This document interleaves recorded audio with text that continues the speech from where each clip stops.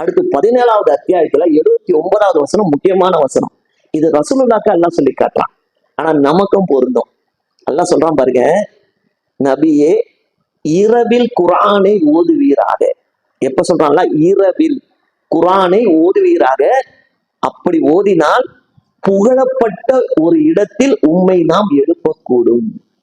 இது சாதாரண விஷயம் கிடையாது. நாளைக்கு அல்லாஹ் நம்மளை உயிர் கொடுத்து எழுப்பும் போது சுப்ஹானல்லாஹ், அந்த உயிர் கொடுத்து எழுப்புற நேரம் இருக்க அப்படி இருக்கும். ஏன்னா நம்மளை எழுப்பும் போது நமக்கு தெரிஞ்சு போயிடும் நம்முடைய நிலை என்ன ஆக போகுது அப்படின்னு. நம்ம செஞ்ச அமல்கள், இந்த உலகத்துல நாம செஞ்ச தொழுகைகள், அமல்கள் அவ தெரிஞ்சு போயிடும். அது எழுப்பும் போது அல்லாஹ் நம்மளோட ஒரு சிறப்பான இடத்துல இருந்து எழுப்புனான்னு வச்சுக்கோங்க, அப்பயே நமக்கு தெரிஞ்சு போயிடும், மனசுல ஒரு நிம்மதி வந்துடும். அதே மாதிரி மறுமையில சொர்க்கத்துல அல்லாஹ் ஒரு சிறப்பான இடத்துல நம்மளை கொண்டு போவோம். அதான் அல்லாஹ் சொல்றான், முஹம்மதே இரவில் குர்ஆனை ஓதுவீராக, அப்படி ஓதினால் புகழப்பட்ட இடத்தில் உம்மை நாம எழுப்பக்கூடும். அப்ப ராத்திரில தான் அல்லாஹ் ஓத சொல்றான். அடுத்து அதே பாத்தீங்கன்னா ரொம்ப முக்கியமான இந்த இரவு தொழுகையை பத்தி, இரவு அமல்கள், தொழுகை மட்டும் இல்ல, இரவு அமல்களை பத்தி அல்லாஹ் சொல்ற ஒரு அற்புதமான அத்தியாய வசனம் என்னன்னா சூரத்துல் முஸம்மில். இந்த அத்தியாயத்துடைய தலைப்பே பாத்தீங்கன்னா என்ன, போர்வை போர்த்தியவர். எப்ப போர்வை பத்தி படுத்து கிடப்போம்? ராத்திரில இல்லையா? எப்ப நம்ம தூங்கும் போது போர்வை போட்டுட்டு படுத்து கிடப்போம்? ராத்திரில. அந்த தலைப்பு எல்லாம் சொல்றான் முஸம்மில், போர்வை போர்த்தி படுத்து கொண்டிருப்பார், போர்வை போர்த்தியவர். அதுல எல்லாம் சொல்லி காட்டான், யா அய்யுஹல் முஸம்மில், போர்வை போர்த்தி கொண்டிருப்பவரே. அல்லாஹ் ரசூலுக்கு சொல்றான் போர்வை போர்த்தி கொண்டிருப்பவர்னு அல்லாஹ் சொல்றான்னா, அப்ப ரசூலா என்ன பண்ணிட்டு இருக்காங்க? இப்ப தூங்கிட்டு இருக்காங்கன்னு அர்த்தம். போர்வை போட்டு படுத்துக்கிட்டு இருக்கிற ரசூலாட்ட அல்லாஹ் சொல்றான், யா அய்யுஹல் முஸம்மில், போர்வை போர்த்தி படுத்து கொண்டிருப்பவரே, இரவில் தொழுவதற்காக எழுந்திருங்கள். அல்லாஹ் சொல்றான். அடுத்த வசனத்தை, தொழுவன நீங்க எந்திரிங்க சொல்லி சொல்றான், சொற்ப நேரம் தவிர. அதுக்காக ராத்திரி ஃபுல்லா தொழுவாதீங்க, கொஞ்ச நேரம் தொழுவுங்க. அதுல சொல்றான்ல, அதில் பாதி நேரத்தில் தொழுவீராக, ராத்திரில பாதி நேரத்தை தேர்ந்தெடுத்து தொழுவீராக, அல்லது அதிலிருந்து சொற்ப நேரத்தை குறைத்து கொள்வீராக. முடியலையா கொஞ்சம் குறைச்சிக்கோங்க, ஒரு ராத்திரில கால்வாசி நேரம் தொழுவுங்க. அல்ல எப்படி அழகா சொல்றான் பாருங்க, உங்களுடைய உடல்நிலையை பார்த்துக்கோங்க, உங்களுடைய இதை பார்த்துக்கோங்க, பாதி ராத்திரி முடிஞ்சா தொழுவுங்க. இது ரசூலுல்லாஹ் சொல்றோம். இல்ல முடியலையா, இல்ல கொஞ்சம் குறைத்து கொள்ளுங்கள். அடுத்து அல்லாஹ் சொல்றான், ஏனென்றால் நிச்சயமாக நாம் அடுத்து ஒரு வலுவான வார்த்தையை உமக்கு நாம் போட இருக்கிறோம். அடுத்து உங்களுக்கு ஒரு மிஷன், உங்களுக்கு ஒரு கட்டளை காத்துக்கிட்டு இருக்குது. அப்ப நமக்கு இதுதான், ஒவ்வொரு நாளும் விடியும் போதும் நாம ஒவ்வொரு நாளும் அவ்வளவு சந்திச்சுட்டு இருக்கோம் பிரச்சனைகளை. நல்ல நாளும் இருக்கு, கெட்ட நாளும் இருக்குது. நம்ம முடிவு பண்ண முடியாது. இன்னைக்கு இருக்கு, இன்னைக்கு சனிக்கிழமை இருக்கு, நாளைக்கு காலையில விடியும் போது நாளைக்கு ஞாயிற்றுக்கிழமை எப்படி இருக்கும்னு நமக்கு தெரியாது. நல்லதும் இருக்கு, கெட்டதும் இருக்கு, சந்தோஷமும் இருக்கு, சோகமும் இருக்கு, மகிழ்ச்சியும் இருக்கு, துன்பமும் இருக்கு, நமக்கு தெரியாது. ஆனால் இன்ற இரவு நம்முடைய அமல்கள் இருந்தால் அல்லாஹ் எதை கொடுத்தாலும் தயங்க தயாராகும். சந்தோஷத்தை கொடுத்தாலும் அல்ஹம்துலில்லாஹ், சந்தோஷத்தை கொடுத்தாலும் அல்ஹம்துலில்லாஹ். அல்லாஹ் நமக்கு ஒரு சோதனைய கஷ்டத்தை கொடுத்தாலும் அல்ஹம்துலில்லாஹ். அதையும் தாங்கிக்க வேணா, அந்த இரவுடைய அமல் நம்மளை காப்பாற்றும். புரியுதா உங்களுக்கு? அதுதான் சந்தோஷம் தான் வரணும்னு கிடையாது. எப்ப பார்த்தாலும் துன்பம் தான் ஒண்ணு இல்லை, மாறி மாறி இருக்கும் எல்லாமே. அப்ப எல்லாத்துக்கும் தகுந்த விஷயம் என்ன? இரவுடைய அமல் தான் நம்மளுக்கு அந்த உள்ளத்தை அப்படியே பலுவாக்கும். அப்ப அல்லாஹ் சொன்னா ஒரு பலுவான வகை மீது போட போகிறோம் சொல்லிட்டு அல்லாஹ் சொல்றான் 6வது வசனத்துல, நிச்சயமாக இரவில் வணக்கத்தை நிறைவேற்ற எழுவதானது அதுவே மனமும் உங்களுடைய நாவும் ஒன்றிணைக்க மிகவும் உறுதியானதாகும். உங்களுடைய உள்ளத்தையும் உங்களுடைய நாக்கையும் அது ஒன்றிணைக்கும். ஏன்னா உள்ளம் நல்லா இருந்துச்சுன்னா வார்த்தைகள் நல்லா இருக்கும். புரியுதா உங்களுக்கு?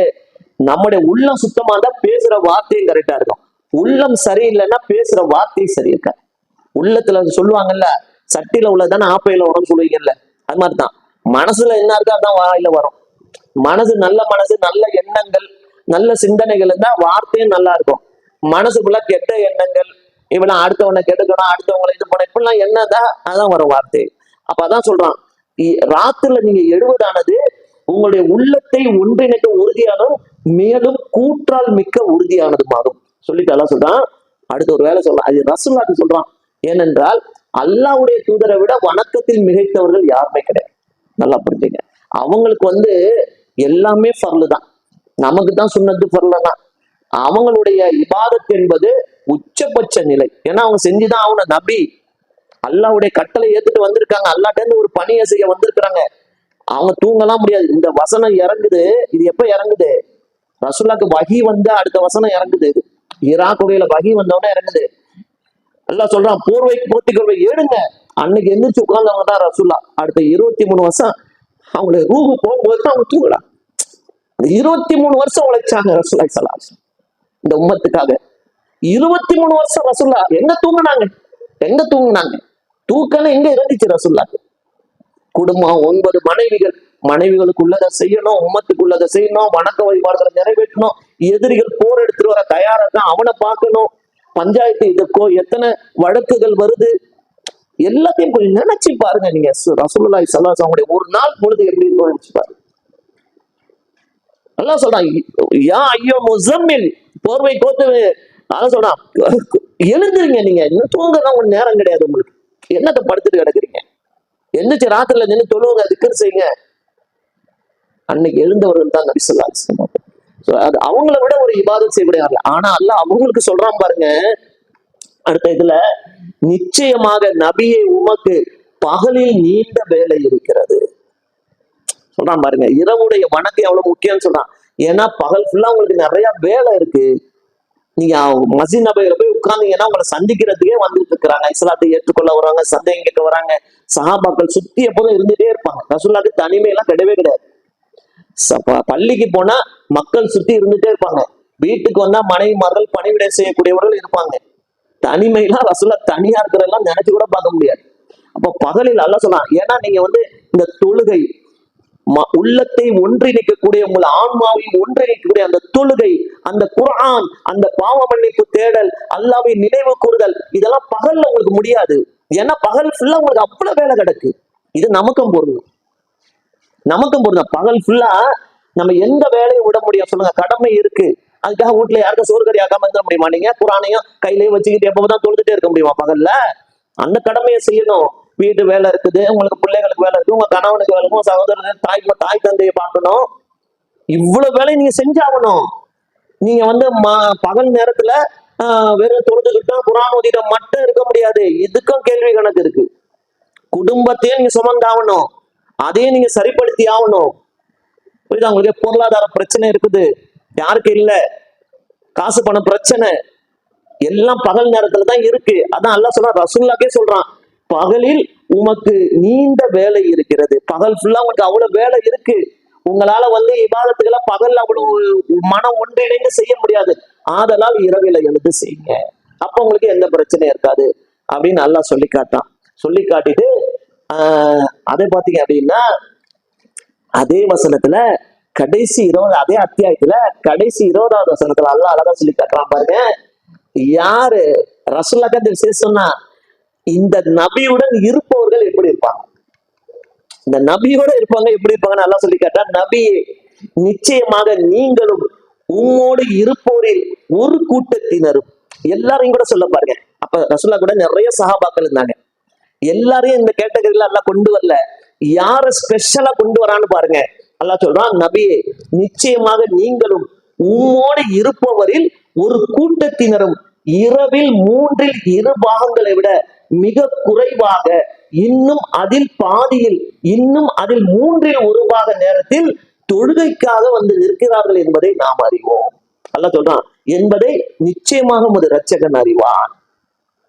நீங்க மட்டும் இல்ல, உங்களுடைய தோழர்கள்ல ஒரு கூட்டத்தினர் என்ன பண்றாங்க, ராத்திரியில தான் உங்களோட நிக்கிறாங்க தொழுவ, அவங்களும் வீட்டுல தொழுவுறாங்க.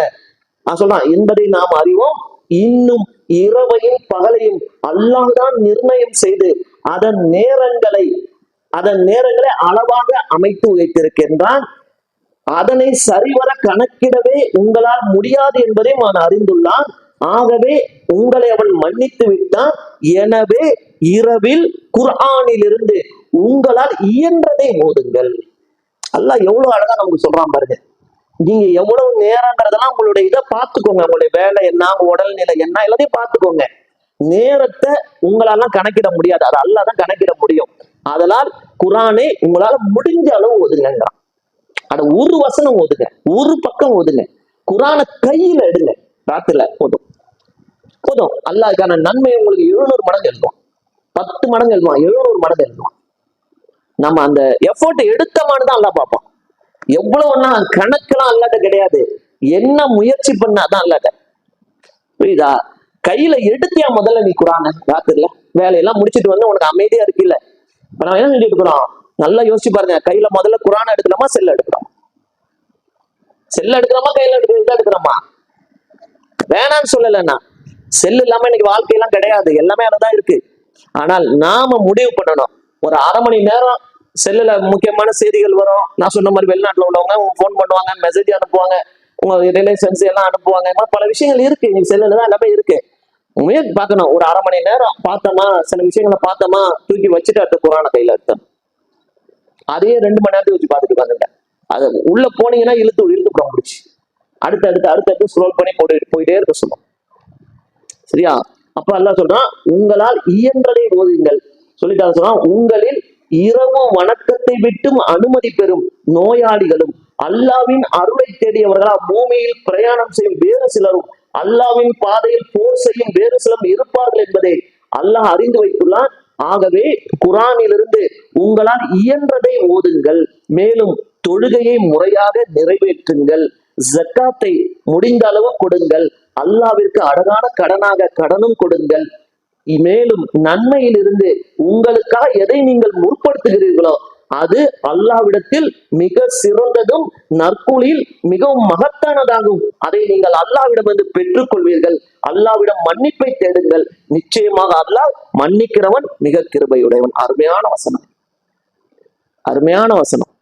இந்த ராத்திரி நேரத்துல அல்லாஹ் எவ்வளவு நமக்கு சலுகை கொடுக்குறான் பாருங்க, எவ்வளவு சலுகை கொடுக்குறான். நோயாளிகள் இருப்பீங்க நீங்க, உங்களுக்கு நான் சிரமப்படுத்தல, முடிஞ்சதை ஓதுங்க, முடிஞ்சதை தொழுவுங்க, ராத்திரி விட்டுறாதீங்க. என்ன அல்லாஹ் இந்த வசனத்துல ரொம்ப அழகா சொல்லி காட்டுறான்.